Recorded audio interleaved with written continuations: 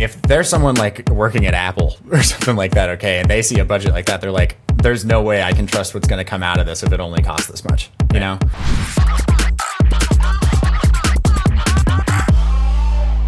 If you follow motion design Twitter, you've probably encountered today's guest. Austin Bauwens is the co-founder of Ravie Studio in North Carolina and a bona fide motion design influencer. He's also 21 years old and running an 8-person studio, which is insanely impressive. In this chat, we dig into so much. Austin is a super interesting guy. We talk about how he started teaching himself to design when he was 12, how he dropped out of college 2 years early to focus on Ravie, the studio he was starting to build, and how he seemingly cracked the code of using social media to actually get client work. We also dig into a business model that Ravie tried out where they offered clients a subscription to motion design services, a crazy idea that's gotten more popular lately, especially in the world of web and product design. Austin is an incredibly sharp guy and an awesome example of the new generation of motion designers who are starting to make waves.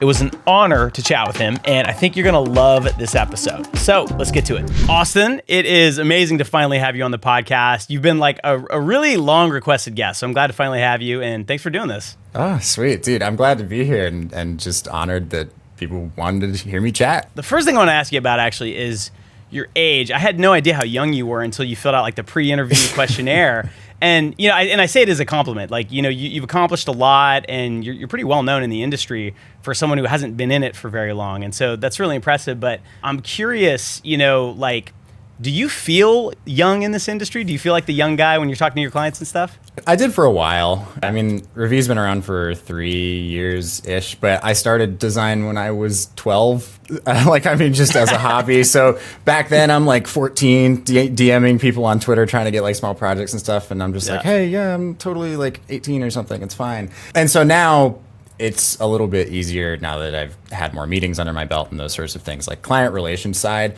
it's a lot easier. And I think it's funny.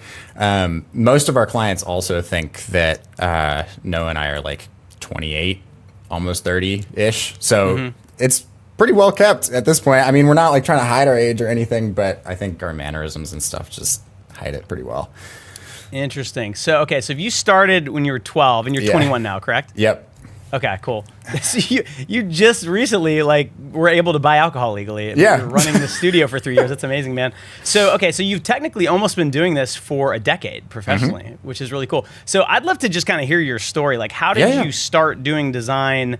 You know, like I remember, you know, getting like a cracked version of Photoshop when I was in high school and just like putting all the filters on everything and figuring out how it works. It was a lot harder when I was 12. So I'm 42. I'm literally twice your age. Yeah. It was a lot harder to like find out how to do stuff. There wasn't really tutorials back then. So how did you get into this? I'd love to kind of hear the story of how you went from 12-year-old Austin to 21-year-old, you know, founder of Ravie Studio. I got you. So you can thank my 7th grade friend, Matt. He started a deodorant company of all things. You might wonder how like a 7th grader can make deodorant, but you know, you got to do it. Yeah. And he was getting super popular in school. And I was getting super jealous because this like business as being cool thing was like, oh shoot, I got to have my thing. And so I was like, I'm going to start my own thing and it's going to be making mice and keyboards somehow. But you find out that like between Texas history and biology class, that's kind of difficult. It kind of spiraled into just making templates online for people. I had like posted on a Minecraft forum a long time ago because I was making gaming YouTube videos at the time, as you do. And I got a lot of people just willing to help out for free. I mean, we're all just kind of volunteering to try this out. And we were originally going to make games after we decided tech wasn't for us. But then somebody on the team, I can't even remember their name, honestly, lived in Sweden and they had some design sensibilities. So they made like YouTube banner templates and those sorts of things. And he didn't show up to the Skype chat one day. So since we had a new 99-cent order, I wasn't just going to let that sit. I'm like, I'm rich, 99 cents, let's go, that bag, dude. Man, yeah. And so then I downloaded GIMP and just knocked it out. And the rest is kind of history. I just started making a bunch of like small-time projects, YouTube banners, profile pictures, you name it, for different social media creators, YouTube personalities, all that sort of stuff. And eventually, I got into animation. Just as a next step, I was seeing all these people make stream alerts and those sorts of things for gaming live stream graphics. And I was like, well, crap, I want to learn how to do that. That seems so fun. And not wanting to learn After Effects because I was terrified, I thought the easier way would be frame by frame, like, little ants marching. You select your text in Photoshop or something and just like take my brush, fill up a little piece, save that image, fill up another little piece, save that image, whatever. And I was like, this is so much easier than learning After Effects, whatever. And it's not until I'm in my high school news program that my teacher is finally like, dude, you just got to take time to just try out After Effects, okay? Because I'm doing the calendar segment on the show, and so it's like 1,800 frames a week or something. I'm just sitting there by hand, like trying to just knock the frames out and stuff. And then I think it was, as soon as I found the power of After Effects, I was just immediately like, yeah, why was I doing it this way? I'm just doing. How old like were you when you started stuff. using After Effects? Like, at what age were you? It's like senior year of high school. I was probably 17 at that point. Okay, cool. And so only like 4 years ago, maybe almost 5 years now. But yeah, it's from there. I actually started using After Effects. I started posting some of the work I was doing for that high school news program on Twitter, and just fell into this world of motion design, doing a lot of freelance projects at first. Let me pull you back a little bit. So Yeah. you mentioned something I'm actually pretty curious about. So like when I was starting out, there was this, like the cool thing that everyone was doing that led them into motion design. A lot of times it was like making skateboarding videos. So that was a big thing, and that really influenced the aesthetic of what, sort of like early motion graphics artists, as we called them back then, were doing. And, I have kids, so I have like a 13-year-old, I have an 11-year-old and an 8-year-old son who's obsessed. He's obsessed with Minecraft, and he watches YouTube all day long and loves watching Minecraft videos. And I'm blown away by some of the production value that people will put into, like music videos about Minecraft and stuff like that. And so, you're telling me about, like you wanted to make streaming animations, these sort of, live stream notifications, and you're playing Minecraft and you're running sort of like a Minecraft-ish design sort of thing. Yeah. So like, what were does that influence the work you're doing now as a professional running a studio? I think so. And it's funny that one of our team members is from that community now, actually. But there was graphic designers in the gaming space, and they'd handle all of the banners and profile photos and those sorts of things.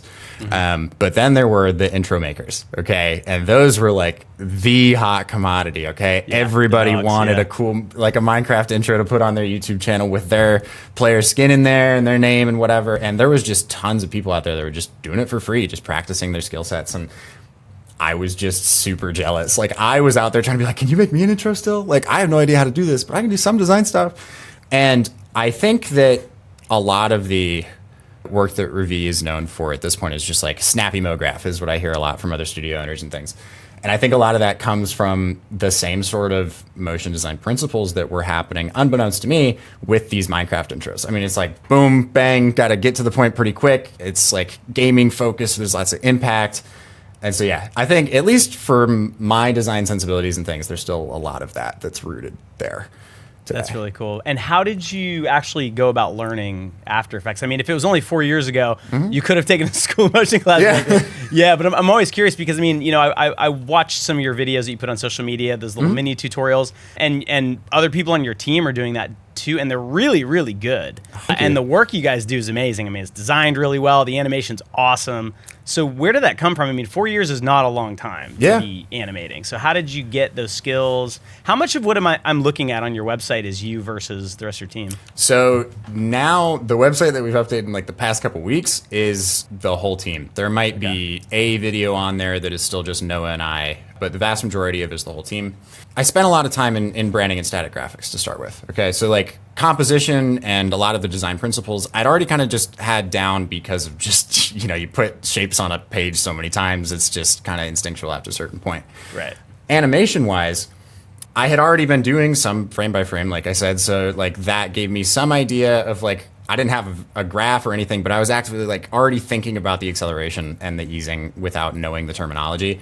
So when I had been told about After Effects, I found all the buttons and the graphs and other things. And I made it my mission that like every day in class, if we didn't have an assignment, I was going through every single tab and every effect, and I would just put it on a solid and try it and just see what it did until like just building up that library, sort of just experimenting and messing around with it.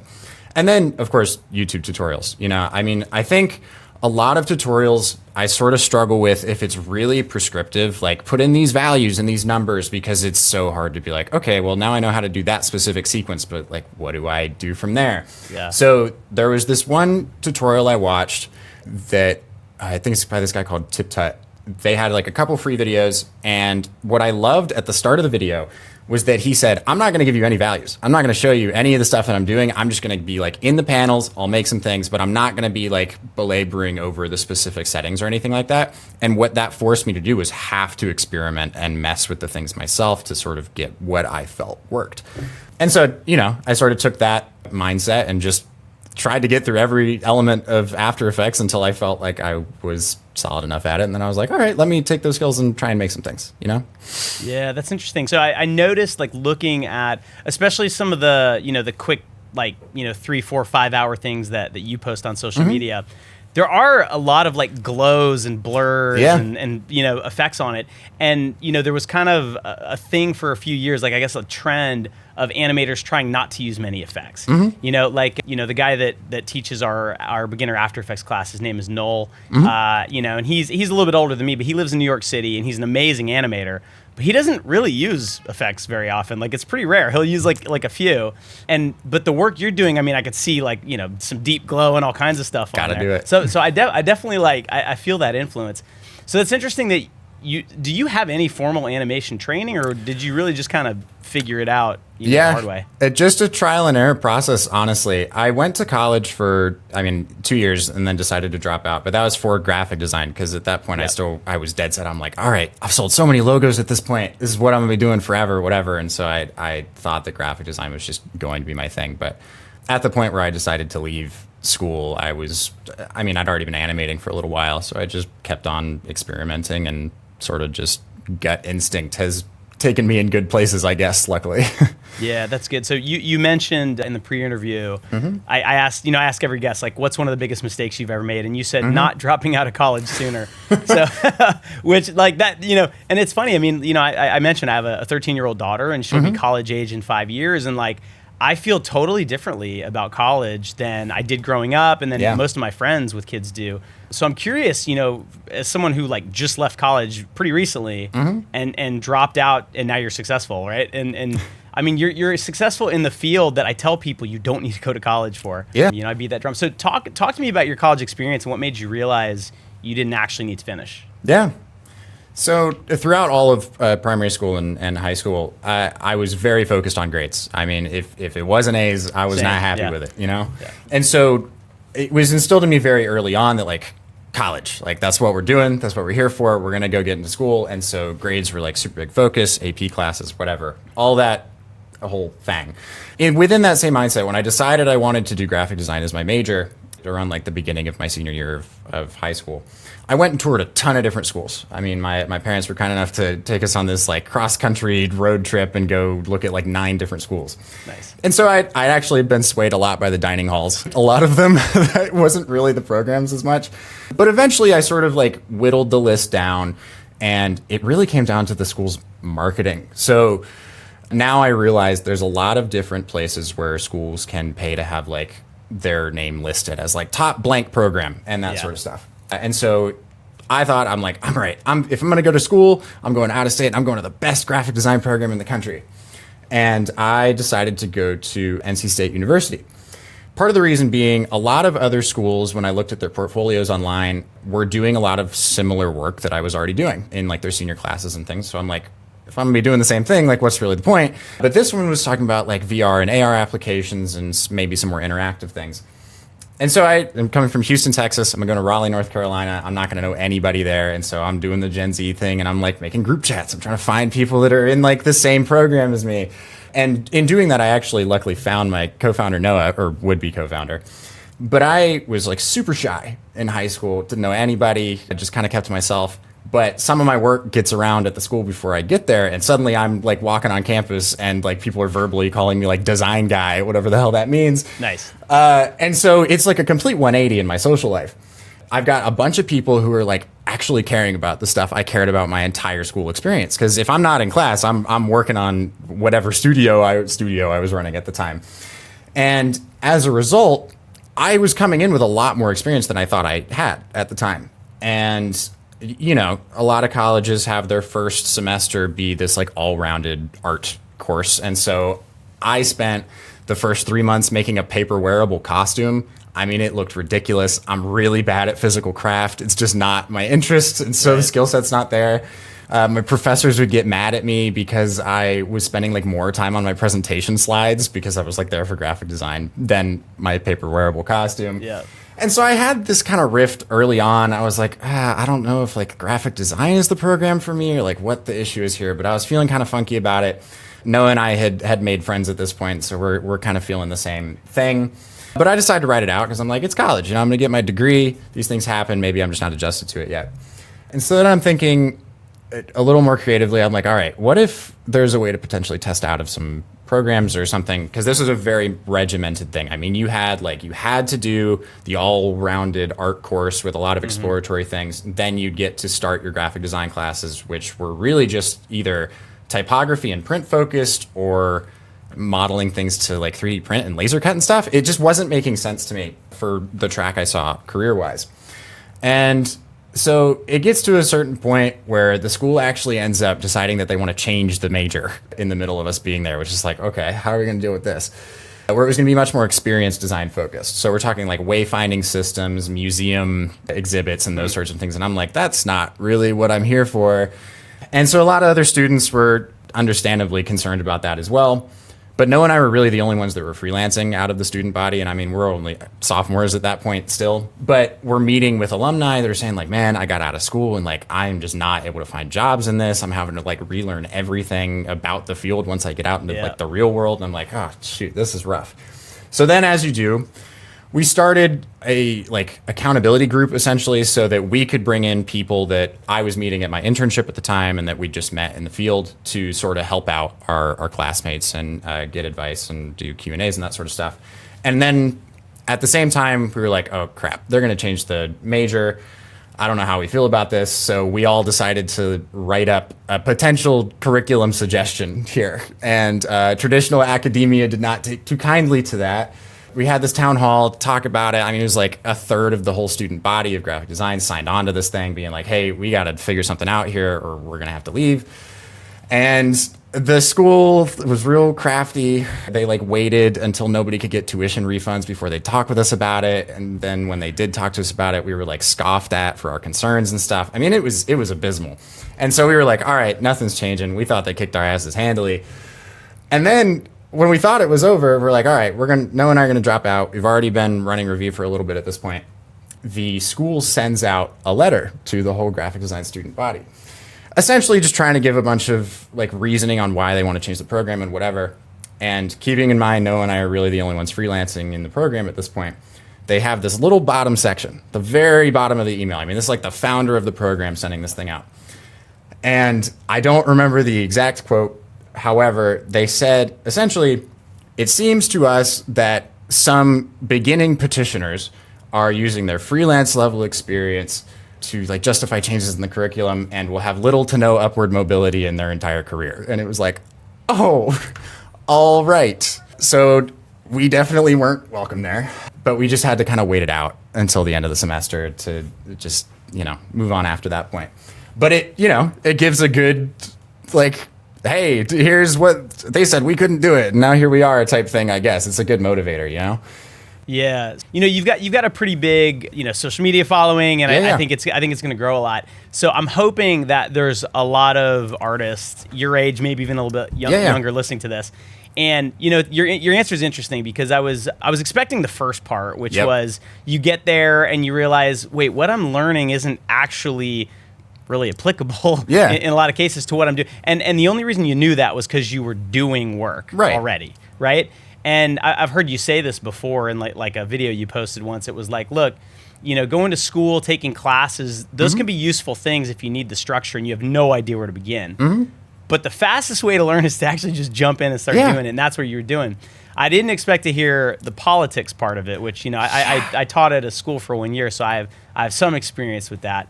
But it's gnarly, man, and I'm sure the tuition was super high, and you were out of state. So I got to imagine if you took out loans, you're still paying those back. Wild experience, man. Yeah. So, okay.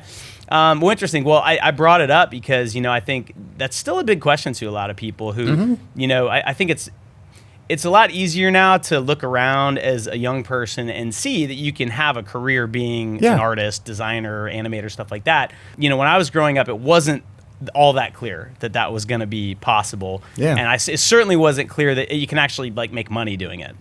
So I hope people are listening and they hear about your experience and it causes them to think a little bit before they just, sign that Sally Mae form and take on, 200 to 300K of debt. Yeah. Yeah. It just doesn't have to be that way. And I think my favorite way to think about it now is I'm just terrified at the thought that there's a version of me that, I would have graduated this year in May of this year, that would have had to learn all of the things we've learned in the past 2 years with no strings attached, just doing Ravie, starting now. That. Yeah. Whew, woof. I feel really glad and kind of lucky that it feels like I have a head start a little bit in that aspect. Yeah. Well, so let me ask you this too. Starting, it doesn't matter. You start a studio, start any kind of business. It's really hard. And, the hardest hump to get over is getting enough traction where the thing makes enough money to actually stand up. Right. And, I was lucky when I started School of Motion that I had the ability to freelance because School of Motion made no money for years. Being 21, and you may disagree, but to me, it's a lot easier to afford life as a 21-year-old. I assume you're not married yet. Yeah. Versus if you tried to do that after a few years and maybe you were married, maybe you had a kid already, maybe you had a mortgage, it becomes almost impossible, without basically not sleeping. So I don't know. I really admire what you did. I think that, it's a good model for the way creatives should approach their career these days. I really don't think a degree in design or animation means much anymore. Yeah. And I know I'll probably get blasted for that, but go ahead. Give it to me in the YouTube comments. Bring please. out the pitchforks. Let's go. Bring it on. So let's get into to Ravie a little bit. So you were doing it in school. Yep. And the most obvious kind of unique thing about Ravie to me, aside from the fact that you're 21 and you founded it with someone I assume is also the same age. Yeah. You have a big focus on creating content. And, I know a lot of studio owners who have directors of business development that are literally outbound sales experts, right? Yeah. And they're using Salesforce and they're doing all the things you traditionally do. You come from the generation where you've probably grown up online most of your life, if not your entire life, right? So I'm curious, did that start in college, making videos, posting, trying to build a following? When did that start and when did you start to incorporate that into Ravie? I think we were just sort of misguided for a little while. We had the rose-colored glasses of oh, look at this motion design industry. The way to do this is this specific path. And that path looked make amazing client work that you can then post and have other motion designers appreciate and that sort of stuff. But in childhood, like I said, I loved making Minecraft YouTube videos. I just liked making fun content. But there was some point where the business part of me, whatever I expected a business to look like and what that meant to be a real business, took that over and was no, you have to do it this way.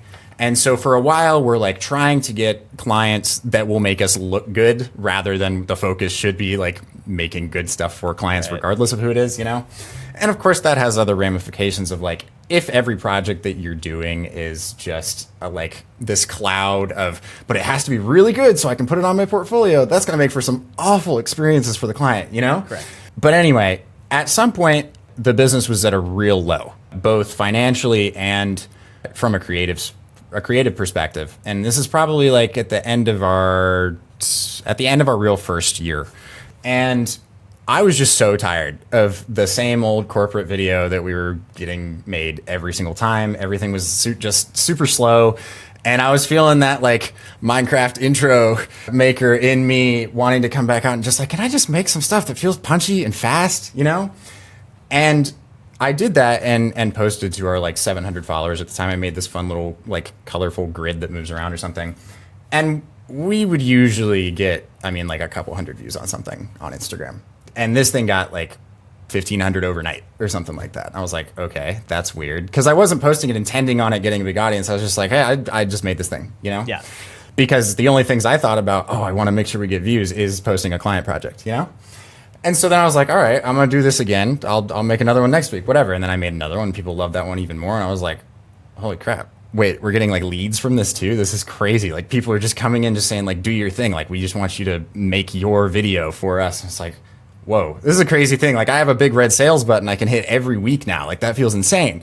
And so it's at that point that I sort of got brought back. I was like, hold on a second. I just did this because I thought it'd be fun. Like this is just coming from a place of passion and interest. And as a result, I not only could make things that I just felt captivated by, but also I had the energy to come back to it week after week after week and do it, not because I felt like I had to make a sale, but because I was still enjoying it, you know?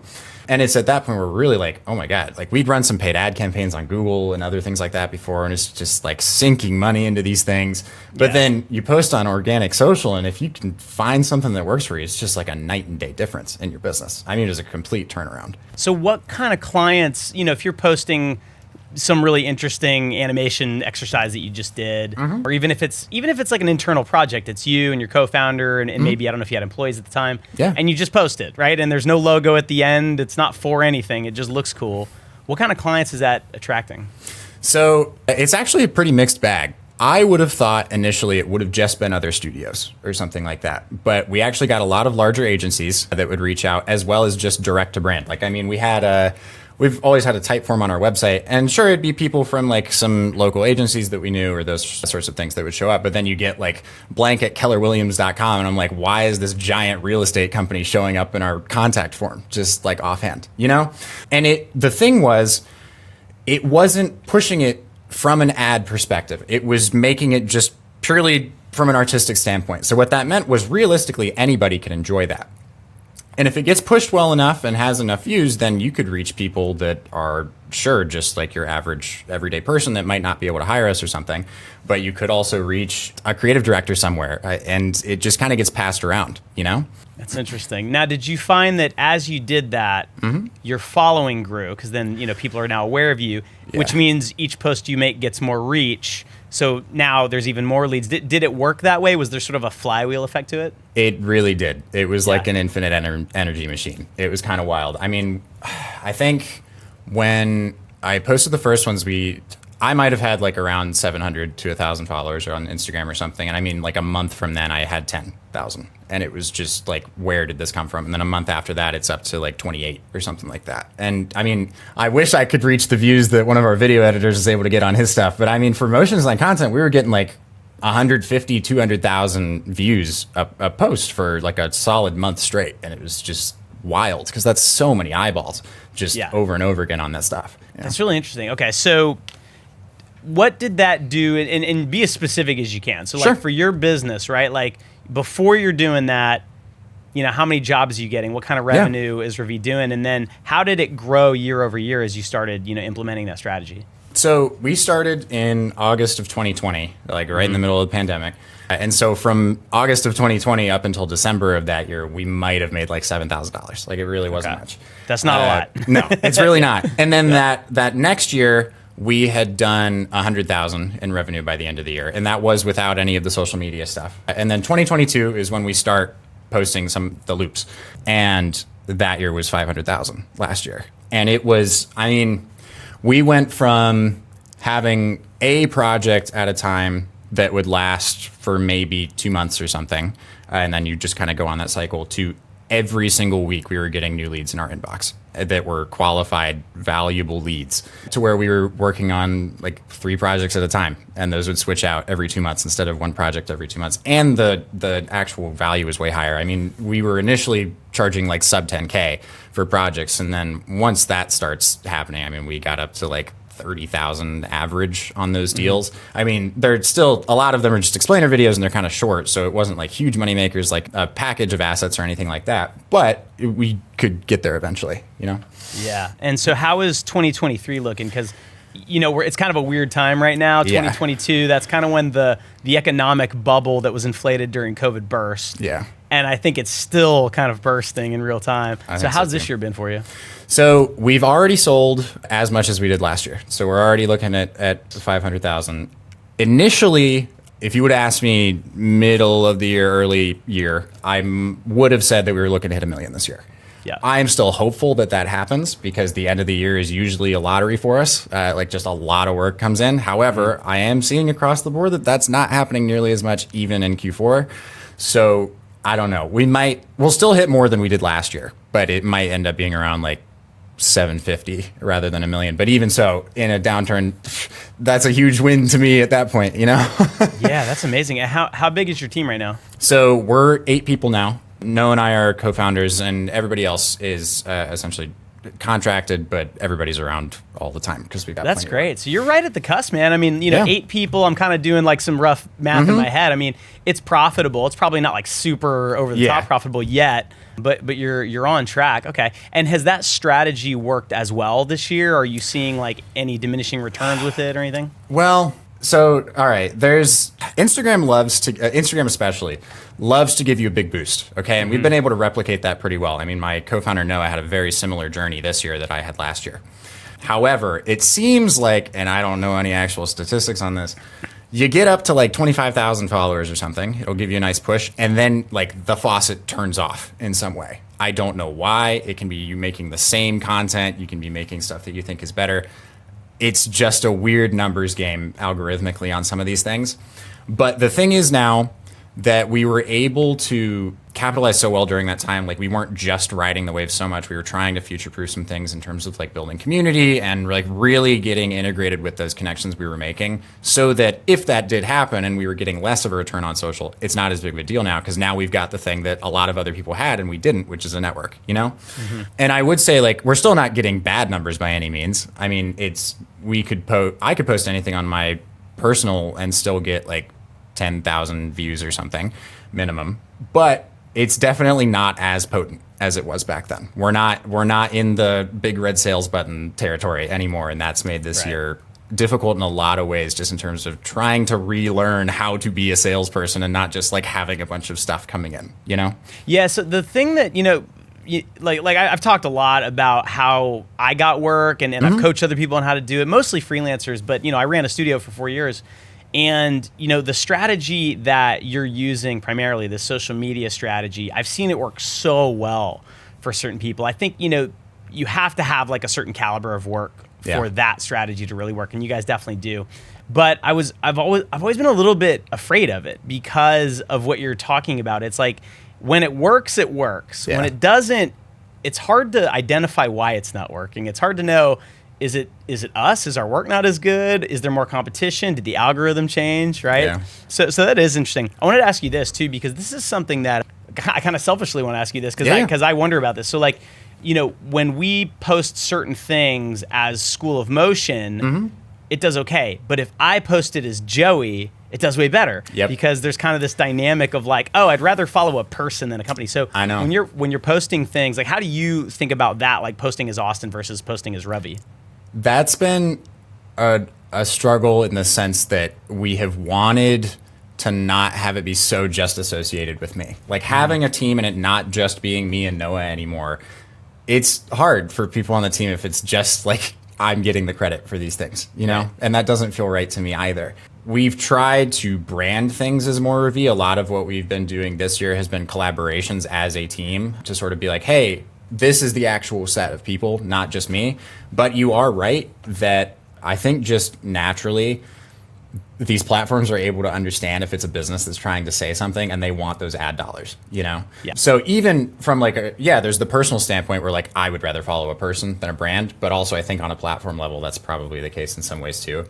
What that means to me now is that I just try not to be as reliant on the brand. Like initially, when I started in business, even as like a 12-year-old, like the initial thing for me, like the golden goose was like, oh, I want so many people to care about my company, But I just think that's a facade in some ways these days, It's just not super achievable. And I think it's healthier for us as a team now.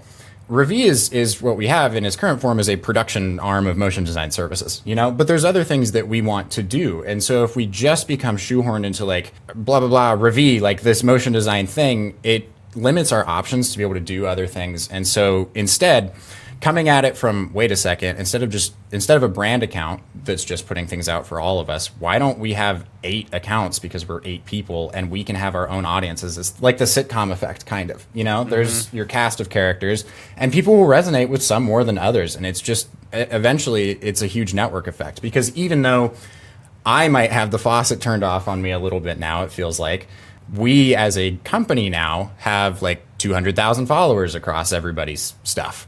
And that gives us way more reach than if we were just focused on like, how can we make Ravie this household name or something like that, So we're trying much more to have people just care about us, the team, as people, and Ravie is just kind of like the banner we fly under, rather than trying to make that work if it's just not as much on social.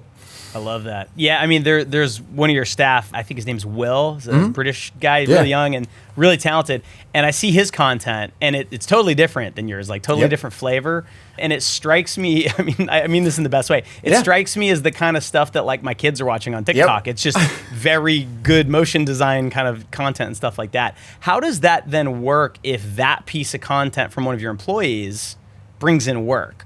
Like, how do you incentivize your team to do this? Or do they just like doing it because that's kind of how Gen Z is? You're just always posting and you live your life online. Well, it's both, actually. Everybody just loves making content on the team. We're all passionate about it. It's just taking our creativity back under our own control instead of always using it for others, So in that way, it's fun. But also, we have a commission structure where on any given project that would actually come in, it's like 5% directly to the person that brought it in. But that's so smart. That's so smart. Yep. That hasn't really been activated yet because, again, we are still battling a little bit of the leads and things still come through me in a lot of ways, like just Austin Bauwens' Instagram account, And so we're trying to find ways, because I just, for the past 3 years, my life has been Ravie. I'm trying to get projects as much as possible, whatever. And so I naturally have made this funnel that works pretty well to where even if people see me as an individual, they know Ravie is where to go to actually get a project or whatever. This is like a changing dynamic that it's really interesting. I mean, it seems, it sounds like you're kind of experimenting and trying to figure out how to best make something like this work. But I'm fascinated by the business model of Mr. Beast, for example, right? Yeah. So, and even take School of Motion as an example, right? So we're a bigger company in the education space for motion design, right? I think we have 21, 22 full-time people now. And, and so when you have that, operations just get more complicated. Yeah. It becomes a little more difficult to just quickly spin out something cool, right? Because there's more people involved versus someone like you or Ben Marriott or Jake Bartlett, who also teaches for us. These are sort of, lone wolves. They can just do stuff real quick. And Mr. Beast can run circles around production companies that typically would work with Netflix or something like that and have to hire 100 people to make something. And Mr. Beast built his own thing from scratch. And now he's got a big team, but he's also bringing in hundreds of millions of dollars a year, right? Yeah. So he can do that. And so there's this dynamic shift of I think people are more into following individual creators than brands. Yeah. And so if you're a brand, it's actually kind of a tricky space. So the way you're doing it is interesting, taking your brand, but treating it almost like a seal of approval or something, or an umbrella that your team can work underneath and incentivizing them to do that. So that how do you see that, has it worked at all? Do you have a good feeling about this, or is this just an experiment you're trying? I feel pretty good about it. It's a good foundation. I'm not necessarily super worried about, is everybody going to be able to bring in X amount of sales or anything like that. I think that it just makes sure that everybody on the team understands the level of ownership and the importance just of them as an individual, so they're not just another person on the team executing some task or something.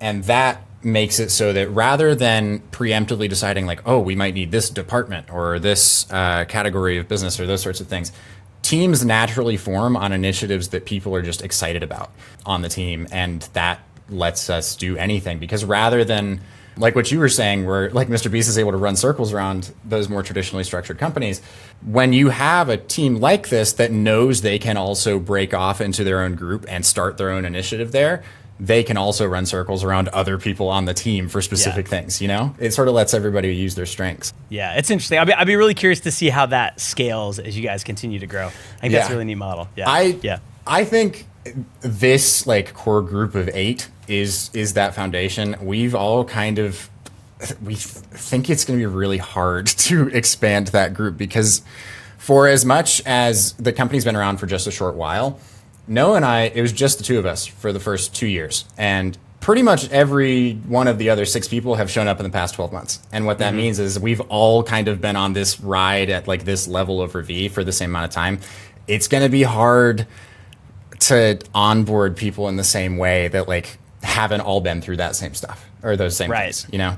Yeah, that's so true, man. I mean, and as the company grows, like, you know, like I remember when School Motion was less than 10 people and then we hit 10 and it was like all of a sudden there was like a state change. Like everything kind of works a little differently. And then you get to, you know, like 15, 16, and again, like it feels a little different. So you'll go through all that. I mean, I really like that you're trying stuff like this, though. And one of the things I want to talk about in a little bit is you tried doing an interesting business model around selling a subscription to your services. But before we get to that, I wanted to ask you about the transition that you've had to make. So you mentioned also in a pre-interview that you used to be like on the box artist all the time. Yeah. And now you've got this team, right? So now you're probably doing a lot more businessy things and God forbid you might actually be managing your team and doing like, you know, reviews and stuff like that. So how has that been for you, and how have you, you know, tried to educate yourself on like the best practices, how to be a good boss and all that? I mean, I think it is helpful how transparent Noah and I are in a lot of ways. I mean, publicly we're very transparent, but that translates to the team as well. I mean, everybody knows what everybody on the team is making, how much Noah and I make, how much the projects are, everything from like a financial standpoint is open to everybody. So that avoids any of the usual ick I think people have from a business structure. You know, we try and remove as much of the like corporate hierarchy as possible. The only stipulation is really that just like Noah and I have the ownership in the studio, but it really feels like a democracy in terms of just the day-to-day decisions and those sorts of things. The transition though from working on production all the time to where I'm at now hasn't been as drastic as I thought it would be. It feels a little more stark in the past couple weeks, even that like I have been a lot less in production these past couple weeks. But I am still, for the vast majority of our projects, I'm doing a scene or two for a lot of things. But it's the usual things I think a lot of people go through. It's trusting yourself to trust others to get things done for clients is a really hard thing to build from a self-esteem standpoint. It's just like, oh man, like is the communication going to be there on things? Is the like quality of work going to be there? A couple times where you just got a stomach like, oh, that's not how I would have made something, but I have to present this, you know? But thankfully everybody on the team has been very open with each other throughout the process. I mean, if there is a problem anybody has, it's brought up like immediately. We discuss it as a group and it works out. But that's not made it that hard because now rather than just being focused on production and like having so much of it have to rely on me, because for a long time I was just the fastest one on the team. So I was able to just like, all right, come in, get some stuff done, whatever. Now I'm able to take that energy and help try and just future-proof the company to where it's not just reliant on like motion design and like the whim of the economy and the industry and that sort of thing. So I think the team understands the vision well, and I'm still in on production in enough ways to where there isn't any like, what the hell is my boss doing type feelings or any of that sort of stuff, which is like my main thing I try to avoid. Yeah. And are you guys like remote? Do you have an office? Like how do you actually work? So I have this office space just because I don't like working from home that much. I just got too much of it since we started during COVID. But everybody is remote. Noah used to be here with me in Raleigh, but now he's in New York. We've got a video editor in St. Louis, or sorry, not St. Louis, but he's in Missouri. Another guy in Atlanta. Then we've got, as you said, Will's in the UK. We've got another person in New York, someone in Montenegro, and someone in Morocco. So, I mean, we're like a bunch of different time zones, and everybody is remote at this point. But we're not missing as much of the office culture as I thought we would be, because again, we started all online anyway. So we just have a internal Discord server that we use where we're all pretty much just sitting in the call as long as we're working, and people mute or deafen if they want or whatever. But that way we can just be like, have those tap on the shoulder type moments where it's like, hey, look at this thing I did, I need some feedback, whatever, that type of stuff. And it still feels like we're all in an office anyway, which I think was one of the things I was worried about most in bringing people on. But we've managed to make it work. Yeah, that's pretty cool. I mean, I can tell you from experience, like that does work pretty well at the size you're at. It gets a lot harder if you get bigger. So again, that's one of those things I'm really curious to watch your trajectory, because I think what's going to happen, your work is good, and the way that you approach business development is clearly working. And I think once the economy turns around, you guys are going to grow, and it's going to be fun to kind of watch and see if you can maintain that, that feeling and that vibe. It's really difficult, man, but you got the right mindset. So I want to talk about the business development side of things too, because as you grow, my gut is, and I'm curious what you think, my gut is that there's some scale where relying on social media as like your primary sales channel probably breaks down, and maybe at that point you have to like start paying to get greater reach and target, you have to run LinkedIn ads and like post this stuff there, but pay to like target creative directors or, whoever at agencies, whatever. So there's also the traditional way that, a lot of studios go out and they get business and they call people on the phone, and they send emails all day long, take people out to lunch, go to Promax, BDA, stuff like that. Are you doing any of that? Do you think that that's going to be necessary to get to the next level? We have always done some level of cold outreach. The period where we didn't do it for the longest was when things were really popping on social for like the summer of 2022. But I mean, we go to industry events when we can. We've been to Dash Bash a couple times, and I just was lucky enough to go speak in LA at R&D, which is run by State. And so we go to some events like that. We really like those. It's a great way to also just like get the team together since we are all remote. And otherwise, we've tried paid ads in the past. We have not been fantastic at that, mostly in the sense that just like, it's funny. The organic social brings in the quality lead for us, with the right budget and it's the right type of person. But when we try and target that person on paid ads, we usually get the, hey, can you make a 30-second video for $400? Is that cool? Right. Think you can do that? And so it's just been really hard from a like paid reach standpoint to justify that.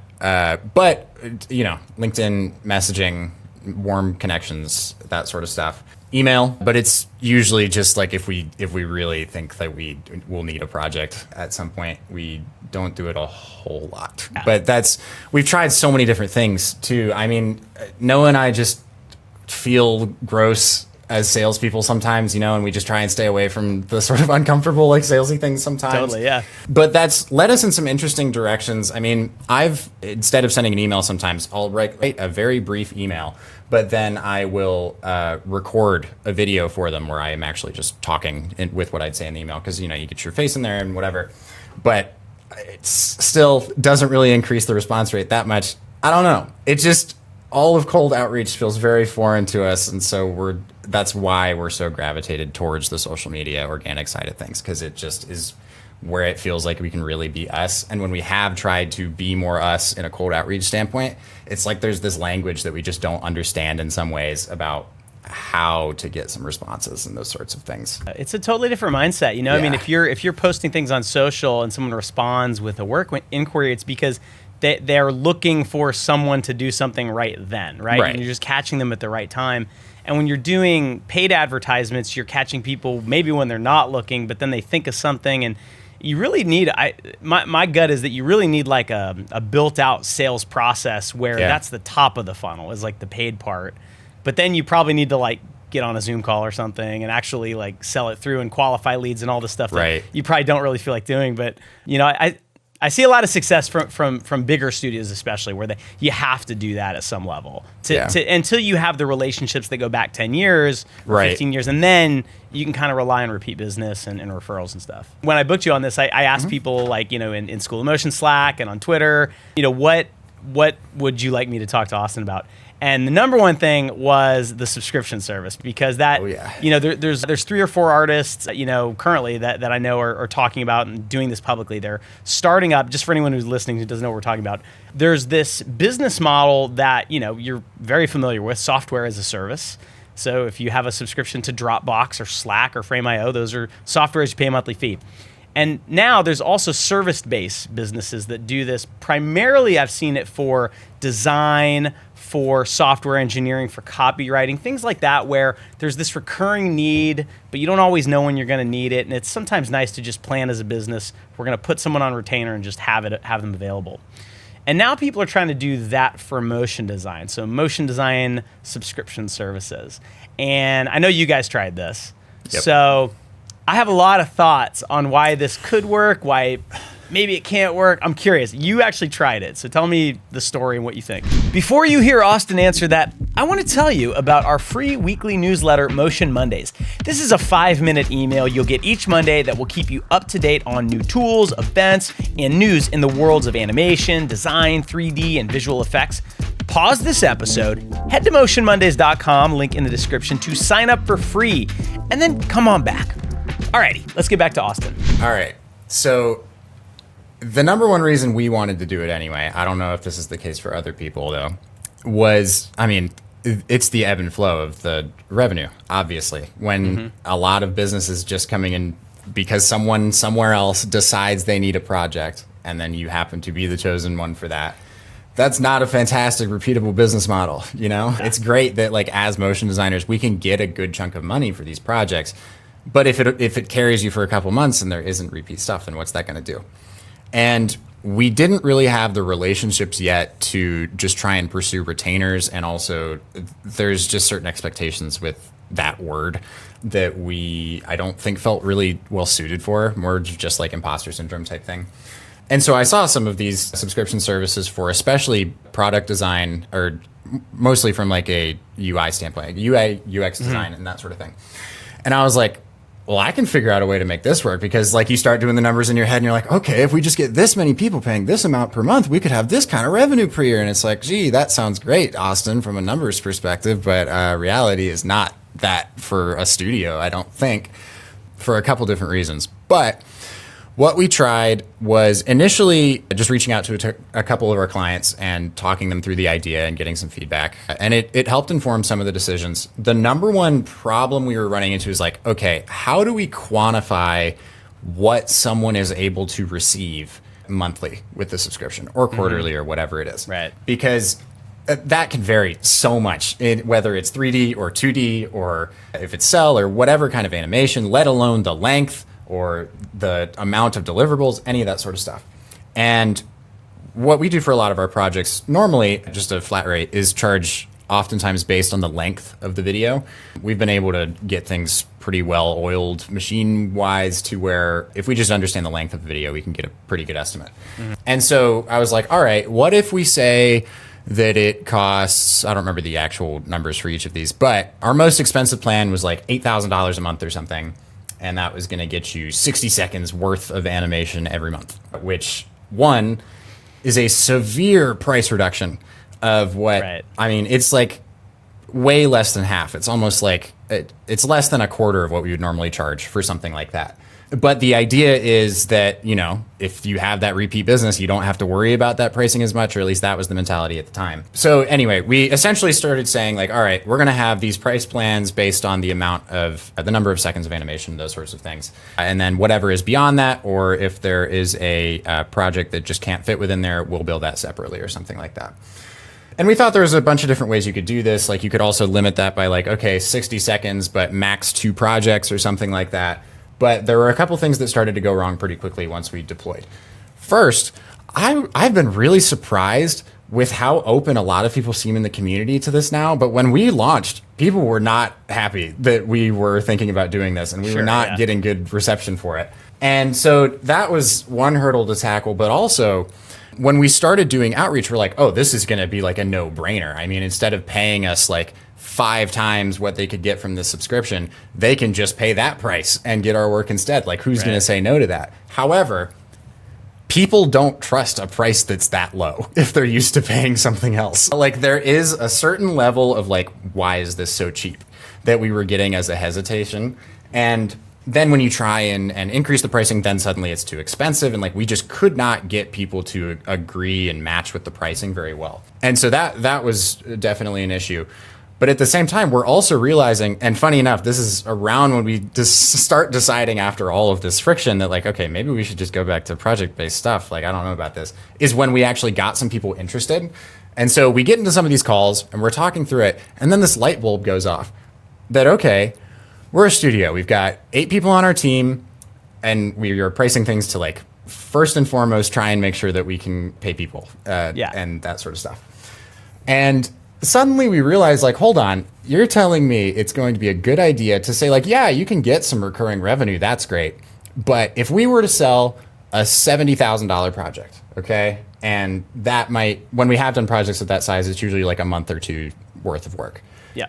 We're going to have them pay that once for the whole year and do way more work, like just because it's consistent money, even though it's less. Like, it just didn't make sense from a studio perspective. It's like part of the marketing was they're like, oh my God, we can get cheaper than some of like the top freelancers with this model as long as we get like enough clients, essentially. It was like totally volume based. And that's fine. But from a studio perspective, that didn't really make a whole lot of sense, because with the amount of work that could potentially happen, I know the hope for a lot of people is that like, well, they'll only need to use it sometimes. They don't need it all the time. Right. But think about if people are using that, like, what are you going to do if you're a team of 8 and you've got like 10 clients that all need 60 seconds worth of stuff 1 month, and all of that only ends up being like 70 grand a month or something like that. Like, that doesn't work out mathematically. You know, you're screwed. So I think if I were to do something like that, one, I would get a team and just build a whole arm of the company that is just for that. You know, like I wouldn't want it to intertwine with any of the normal project-based stuff, because maybe that means it's for like specific types of projects or something that fall in that bucket. But I think for freelancers, it could work pretty well, because as a freelancer, as long as you don't take on too many clients, essentially what you could do is get a very similar like salary position that you could get by going to work in-house, but you'd still have all of the freedom of being a freelancer and still being able to get that salary. And they won't need to use it all the time. So as long as you understand what your, like if you can understand what salary you'd want from that company, I think you could pretty easily just build out your salary as a personal business just by having like 2 or 3 clients or something like that as an individual. You just really got to be careful about like how specific you are with the restrictions on what that money gets people. And I think that's especially hard to do with animation compared to some of these other things. So, yeah. Okay. So let's dig into this a little bit. So, you know, for anyone listening that isn't familiar with the way like gym memberships work. Okay. So to me, that was my instinct was, okay, this could work if it's the same as a gym membership. And the way those work, from my understanding, is, you know, so I've got LA Fitness down the road from me, and they charge you, you know, $40-$50 a month or something. You can go to Planet Fitness for $10 a month. And the problem is you cannot make a profit when someone's paying you $10 a month to use your gym that costs millions of dollars to build. So you're going to need, you know, 1,000 people or more paying that every single month. But your gym can't hold that many people. So, you know, and this has been borne out, and there's like Harvard business, you know, case studies on this, of like 90% of the people never go to the gym and they don't cancel their membership. And that's literally the business model. You're counting on that. It's the same thing. I have a buddy, one of my neighbors, he used to own a car wash. Same kind of deal. They would always try to sell these memberships. So you get like, look, you can get unlimited car washes with this membership. If everyone did that and used it, they'd go out of business. Yeah. But they know that like it's literally going to be 1 in 10 people are ever going to use it. You know, so was that the hope? You know, when you were kind of doing the numbers, that like, okay, well, if we get 10 clients, but only 1 at a time is asking for stuff, then it works? Yeah, it was trying to think through how we could cascade that schedule. So like people would have a period to request a project, and then we would tell them when the delivery date could be on that. And that would let us set the schedule on the back end so that we could still keep it profitable. But the issue is that when you're dealing with, I mean, even though $8,000 for 60 seconds is much lower than what we would charge, it's still a lot more than $10 for a gym membership, you know? And so it's going to be hard for any business to justify something like, they're going to be way more careful about putting something like that on their finances. Like it's just so much more money. Yeah, absolutely. Okay, so but even as if a freelancer was trying to do this, so I'm being skeptical right now, but in a minute I want to try to figure out with you maybe how could this work? Is there a world where this actually does work? But if you're a freelancer and you do this with 1 or 2 clients, your best clients, and they put you on retainer, and it's maybe sort of a cost plus thing where if you go over the amount of hours that you're guaranteeing them, they pay you extra, but they're getting a discount because the retainer. Okay, maybe that works, but even then, I mean, a good freelancer, you know, during the boom years, the COVID years, I knew freelancers making $300,000 and $400,000.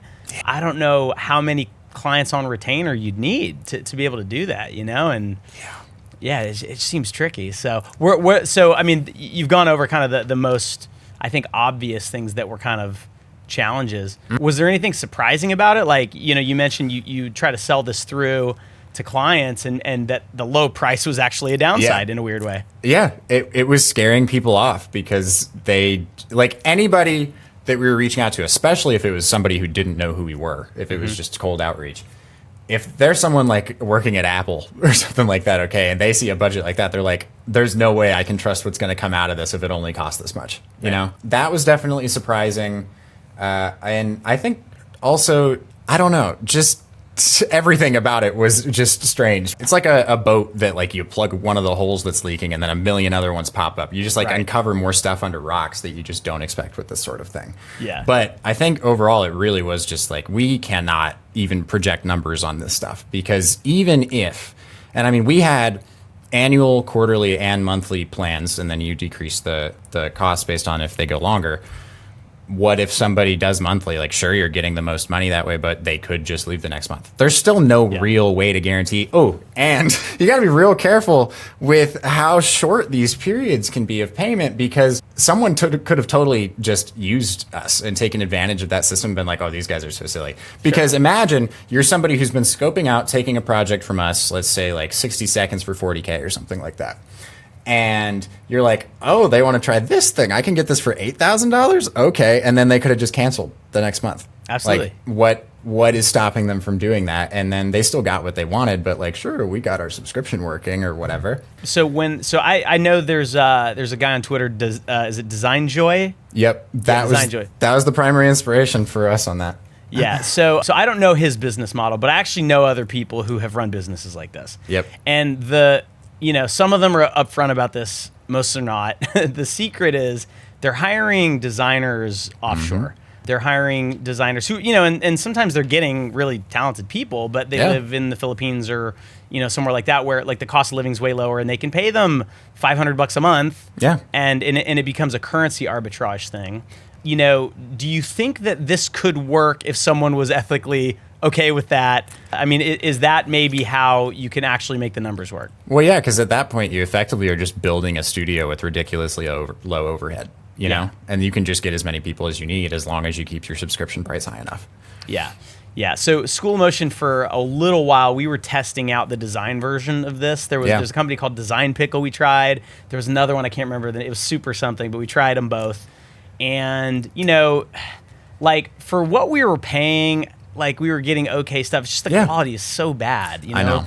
And you have to beat the designer up to get what you want. I mean, maybe if we were a business that didn't care about design or didn't have the sophistication to know good from bad, maybe that'd be okay. But I think for any brand that has real budgets, they're gonna have taste and they're not gonna want, so like you get what you pay for, right? Yeah. So at that point, if it is a company that doesn't have those design sensibilities and doesn't really care about it that much, they just feel like it's something they should do, why wouldn't they just get somebody to do it for them and just use Canva or something like that? It will be cheaper anyway than what you'd probably have to charge for a service like that, Yeah. I wouldn't want that for the design industry. However, from a cost perspective, I just think that might make more sense in that situation. Yeah, well, I mean, I'm a realist, so I don't want to I don't want to be an ostrich, put my head in the sand and pretend that these things don't exist. And, right. That I think that kind of leads nicely into the last thing I wanted to talk to you about, which is sort of the future of all of this. So, like it's really interesting talking to younger artists like you, where you came up in this industry when it was already like getting mature. It wasn't quite mature yet, but it's fairly mature now. I feel like there's a lot of players in it. And, motion design used to mean a pretty specific thing. For a while, it literally meant explainer videos. Like that's, I think, what was in most people's minds.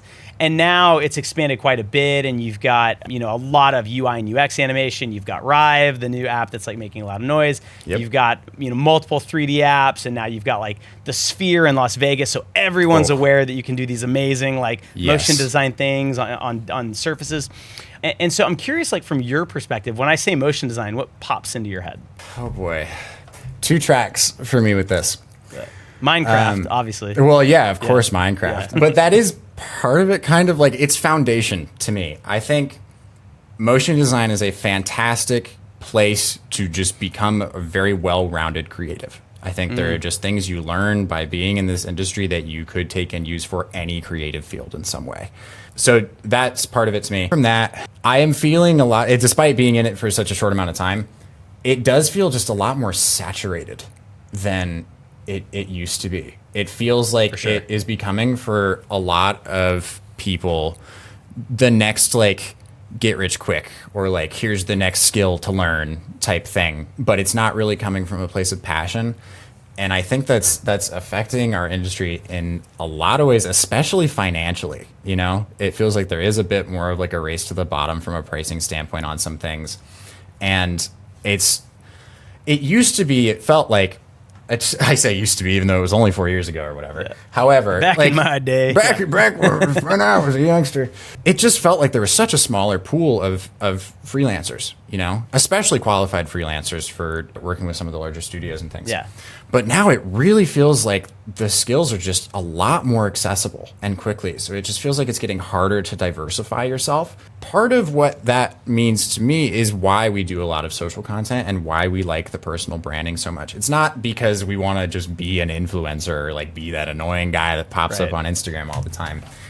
But in a world where there are a lot of people learning the skill or just getting a lot of things from like the same points of influence in their journey, I think a lot of the ways that we can become unique is to just kind of avoid thinking about that process and like, oh, I need to make my work feel more this way or whatever. I think it's really just relying more on yourself as a person and realizing like somebody else is not going to be that person. As long as you are following what your like passion and instinct is, if you care about this industry, you know, or the craft, like I feel like that will inherently cause some sort of rise, you know?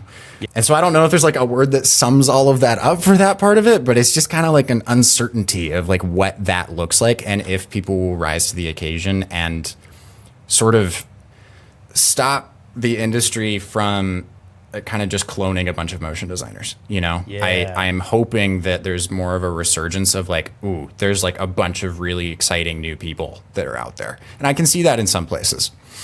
Yeah, that's interesting. I mean, I see you and your team as some of that, because it felt like for years, and to be honest, like I'm guilty of kind of perpetuating this too, I think, through School of Motion. Like there's, you know, the heroes that I came up in this industry kind of worshiping, you know, Buck and Psyop and studios like that, and Jorge, right? You know, Not Ordinary Folk. You know, like every time they do something, it's amazing. And so we talk about it, and it's funny, it's like very easy to miss all of the young artists that are coming up that are doing really cool, amazing stuff. And that's, you know, earlier in the interview, I mentioned like seeing these Minecraft music videos people are making, and they're really like innovating. I mean, you know, I'm sure they're using Blender and they're teaching themselves how to do this, and it's amazing. Yeah. And I agree with you. I think motion design needs a little bit more of that. So I wrote this article for Motionographer years ago. It was actually probably before you were doing this at all, maybe like 6 or 7 years ago. But in it, I tried to like define motion design, and I asked a bunch of people in the industry what they thought. And one of the guys I asked was Adam Plouffe, who runs Battle Axe. So they make Overlord, and I mean, like let's you know, absolutely, let's toast to Mr. Plouffe. But he had this great answer. He said, "I don't see motion design as a skill or as an industry. It's more of like this collection of skills that then you can apply to whatever, right?" So, you know, he applied it to building a software business, essentially. You know, and I look at like Rive. I don't know if you've dove into that app yet, but it's amazing. I'm actually having the CEO on the podcast pretty soon. Ooh, sweet. And there, you know, the way that's being used, you know, Duolingo, like they're this giant app, like almost all their animation is being done in Rive now. And all of that's motion design. And you've got the Sphere in Las Vegas, and you've got the Meta Quest 3 coming out, and it's going to make AR so much more accessible. All of that, right? Even, you know, all these new things, Gaussian splatting. How are motion designers going to be using that? And so to me, it's like, it's hard to say what motion design is. I'm not even sure it's possible. So what are you looking at as far as like the future of where Ravie goes, right? So, I mean, you know, on your portfolio, you can go look right now. Everyone will link to it in the show notes. It's awesome stuff. And a lot of it, you know, like you just did a big project for Chick-fil-A, which is really cool. Mm-hmm. So you're doing advertising, you're doing explainer stuff. You showed me something that you did for like a conference, right? Yeah. So you're doing live event stuff. And that all is still fairly traditional motion design sort of applications. But what are the other things that you're looking at? I mean, obviously you want to do something for the Sphere in Vegas. Of course, that's clear. it's going to be the new thing. I want it so bad.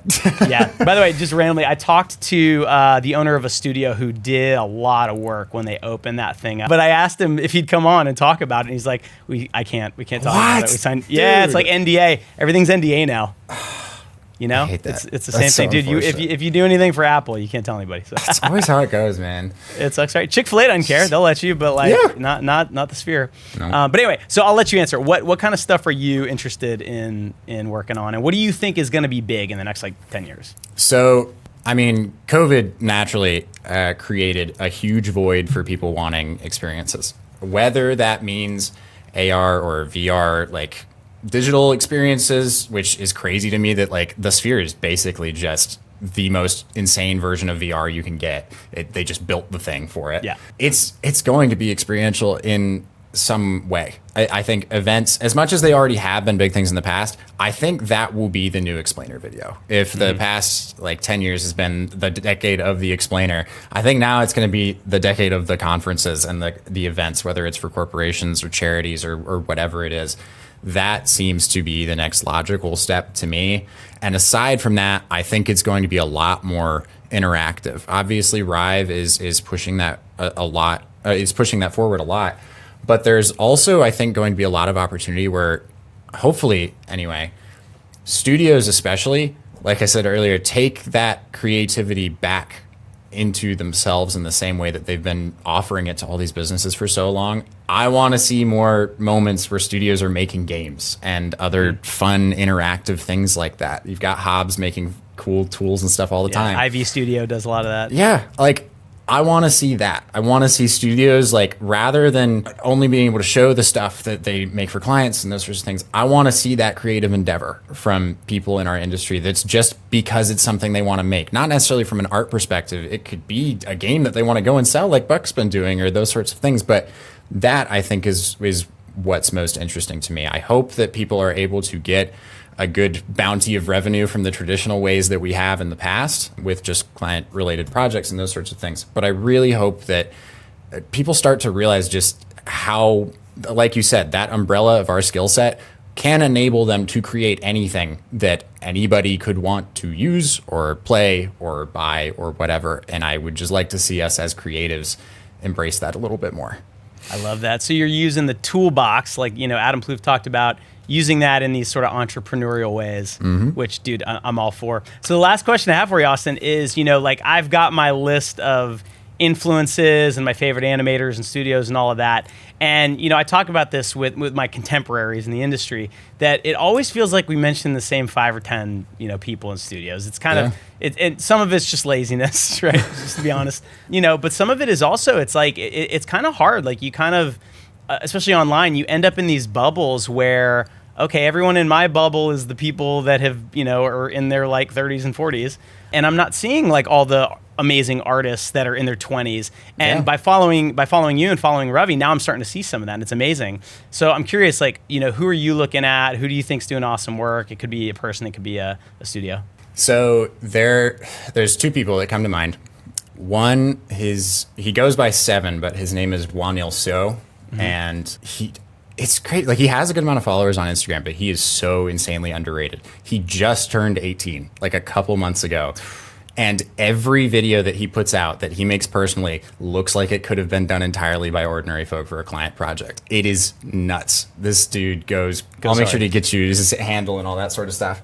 But I love what he's doing, not only because the work is great, but also he's been in our community for a little while, and he lives in South Korea. He's got a bunch of his friends, just this group of 7, 18-year-old South Korean just teens just making a ton of awesome motion work together. They just did a project for Samsung a couple months ago as well, which it's just wild. They are absolutely going to make a studio at some point. Right now, it's kind of just a loose collective thing, but 100% they will be huge. Love it. Another person who's very prominent in our community as well, Gordon Howie. He is I believe he's Scottish. I really hope that's right. Scottish. He's a Scottish motion designer, and he just makes such awesome character work. Even if it's not like a traditional looking character, he just manages to put eyes and faces on stuff and just make it so engaging. He's been in a lot of our challenges and things, and the work he makes is just so fun. And he has had one of the more viral posts that I've ever seen. He just made a submission for one of our challenges. He only had like a week to do it or something. And he got like almost 1 million views on Instagram just in a couple days. Dude shot from like 1,000 followers to like 15,000 or something like that. It was crazy. But he also is really involved in his own community. Like he started this event that he runs around the UK with a couple other people just as like a local motion design get together and hang out for animation. So I think those are two super valuable people in the community. For sure. That's awesome. All right, cool. Well, thank you. I'm gonna have to follow them, and maybe we'll get them on the pod one day. You know, got to do it. Love it. I mean, I think I'm trying to think. You might be the youngest person who's ever been on the podcast. I'd have to go back and look. But if we had an 18-year-old, that would definitely. Then I'll lose the title real fast. Yeah, absolutely. But that's You'd be okay. second place. That's okay. Listen, yeah. Well, dude, thank you so much for doing this. It was awesome chatting with you. Of course, man. Glad to be here. Loved it. Head to ravie.co to see the amazing work coming out of the studio. You know, there's something in the water in North Carolina right now. It's becoming a little bit of a hub for design and animation. Austin, thank you so much for the transparency about your business, about what's worked and what hasn't, and for carrying the torch of motion design well into the future. I really can't wait to see what Austin and the Ravie crew get up to next, and I cannot wait to see you on the next episode. So make sure you are subscribed so you don't miss any of the interviews we're doing. We have some ballers coming up shortly, and that's it for this one. Bye.